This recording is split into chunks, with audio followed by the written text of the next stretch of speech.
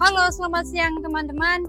Saat ini saya melaporkan langsung di salah satu bangunan bersejarah yang sekarang dialihfungsikan sebagai perpustakaan, tepatnya di Perpustakaan Bank Indonesia Jawa Timur.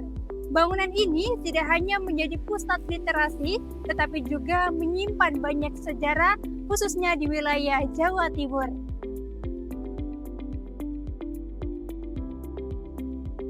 Bangunan ini merupakan salah satu cagar budaya yang kini dialihfungsikan sebagai perpustakaan umum oleh Bank Indonesia.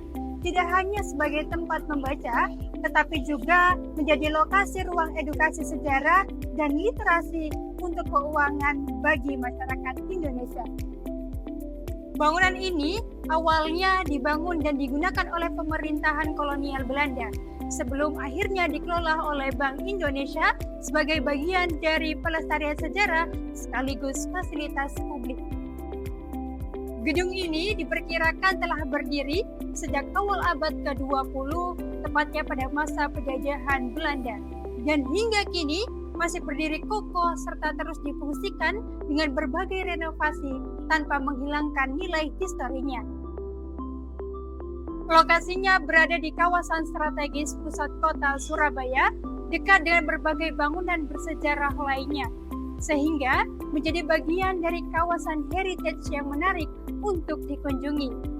Bangunan ini sangat penting karena menjadi saksi perkembangan sistem keuangan di Indonesia, khususnya di wilayah Jawa Timur. Selain itu, pelestarian gedung ini bertujuan untuk menjaga nilai sejarah sekaligus meningkatkan minat baca dan literasi masyarakat.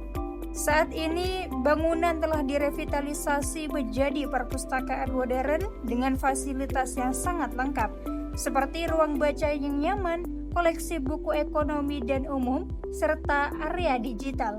Di bagian luar terdapat taman yang tertata rapi dengan pepohonan rindang, jalur pedestrian, serta tempat duduk yang sering dimanfaatkan pengunjung untuk bersantai dan belajar di ruang terbuka.